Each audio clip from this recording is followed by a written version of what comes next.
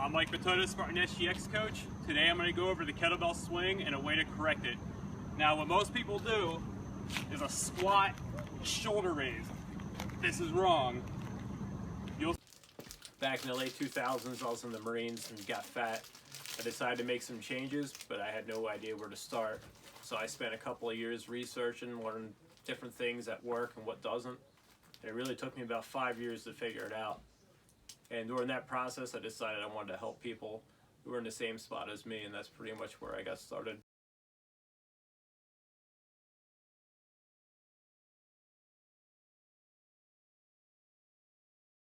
The thing I enjoyed most about training is getting to know different people, their different whys for starting out, and what makes them tick, pretty much.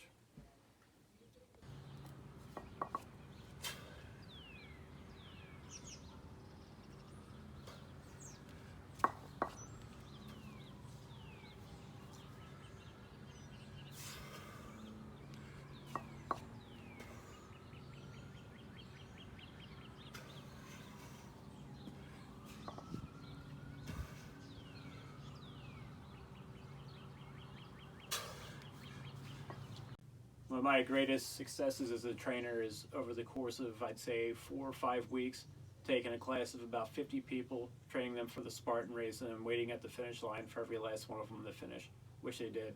And I had a bottle of Jameson waiting for them.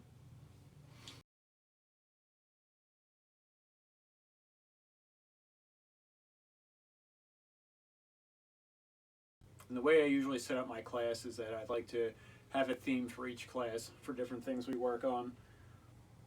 A lot of things that I focus on is different areas that people generally get weaker with as they age, like pulling type exercises, kettlebell swings, basically working the muscles that do the exact opposite of what we do when we sit and type on a computer. So I'll have a lot of rowing and swing movements worked into every class. And if I had to pick a couple of exercises that'd be beneficial for everyone, and a couple of things that people could do every workout if they're pinched for time, it would be carrying heavy weight and walking with it, kettlebell swings, and rowing. For older populations, I like to incorporate exercises that forces people to get on and off the ground.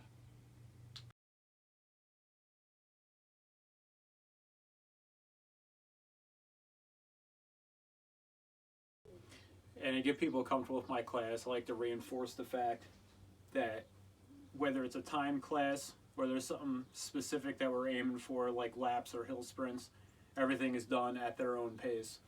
I do sometimes have competitive classes, but for the most part, the purpose is to do the best that you can do and to get better at whatever it is. If it takes them an hour to do a workout and then 40 minutes to do 2 weeks later, you got better, and that's the entire purpose. My focus isn't on who finishes first, it's on the effort and form. And I do a lot of research for both nutrition and exercise. I follow a ton of doctors, a ton of high-end coaches. I read all the studies that they post. I also like to read things that I agree with as well as things that I disagree with so that I can form my own opinion.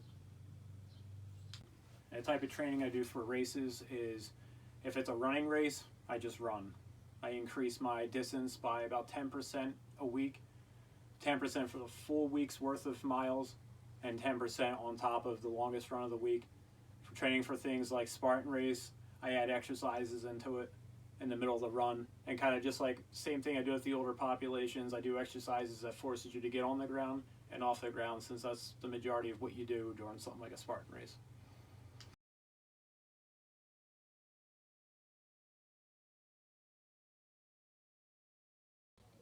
The type of diet I do is a keto/carnivore diet.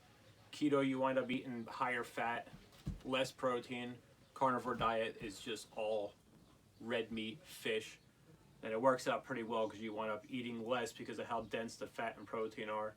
I usually don't eat more than 1 to 2 times a day, daily.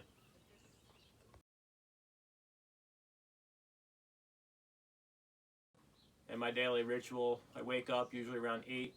I train about 10 o'clock in the morning, and I usually don't eat until about noon to 2. The best thing for motivation is action. Doing the workout motivates you to finish. The results you get from finishing your workouts keep you wanting to start them.